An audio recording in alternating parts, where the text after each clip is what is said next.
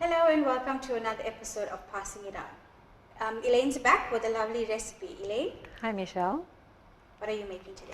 Today I'm going to show you how to cook chicken necks and giblets. It's not everybody's favorite, but it's definitely mine. Well, actually it's also my son's favorite, let me say that.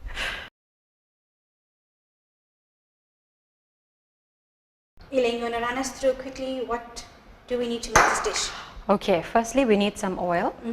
Then we've got a chopped onion, some fresh curry leaf, Yes. ground ginger and garlic, Yes. some spice, bay leaf, star anise seed, and cinnamon stick. Okay. Some grated tomato. I've got a dhania or coriander, some masala, salt to taste, and then the main ingredient, chicken neck and giblets. Okay, great. Now tell me this giblet.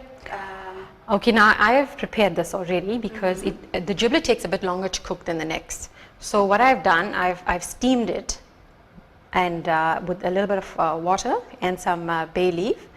And now when we prepare it, it's going to be, the cooking time is going to be even. Okay. Do you have to steam it? You don't have to, Okay, no. but just to save time, you can do that Correct, as well. yes. Okay, great. So we're going to be starting with our cooking shortly.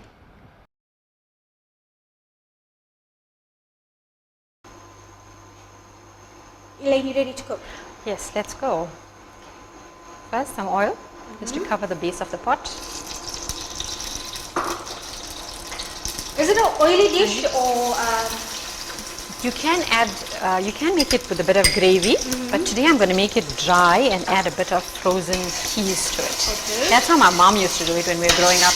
This was quite an economical dish. Yes. And it was quite popular at home when we were growing up.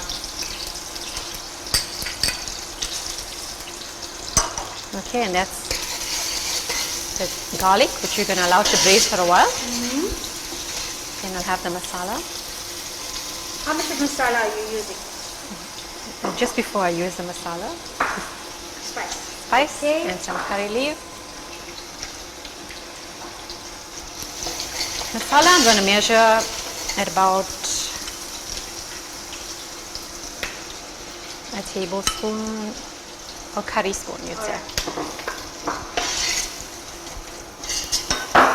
Alright, can I have the neck and the giblets, please? Alright, so you're going with both at the same time? Yes. Okay. Like I said, it's been boiled, Yes. so it's softened now.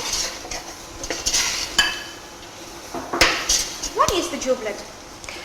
The giblet is the inside of the chicken. If I say that aloud, our kids are not going to want to eat this. Okay, what do you want to put in next? Put in some water? And I'll add the tomato now. So that's going to add the water. Oh, so you don't really put in water, you're just putting your tomato on. Yeah. So let it braise for a while. The salt, you want to add it now? We'll give it a while. So how long are we going to leave this to cook now? For about 5 minutes. On what temperature? Medium. Medium. Okay, so we're looking at about 4 on the Correct. stove. Okay, Yes. sure. So we're back to the pot. Elaine, you want to check on our... So after we've left it to braise, that was 5 minutes. I added about a cup of water. Yes. Also gives it a bit of a gravy. So it was cooking for about 15-20 minutes. Right? Okay. So now as the gravy has reduced, I'm going to add the frozen peas. Yes. And we're going to let that to simmer for a while, and we'll get back to it in 5 minutes. Alright, so we're just going to let the peas to thaw out and cook a bit. Yes. Okay, great. Elaine, show us what it looks like now after the 5 minutes. You can see the tomato is cooked through, the curry has thickened out, and the peas is done. Okay, Right, the peas so- is cooked as well. Yes. Okay, and I see you haven't let your peas to actually get mashed out, which is quite nice. Yes. So it was just 5 minutes after you've added it in, and it's ready to plate. Okay, so we're going to be plating.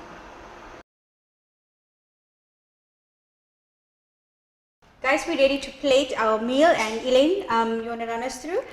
Okay, you could have your meal with some rice, and sambals, Yes. or shortbread.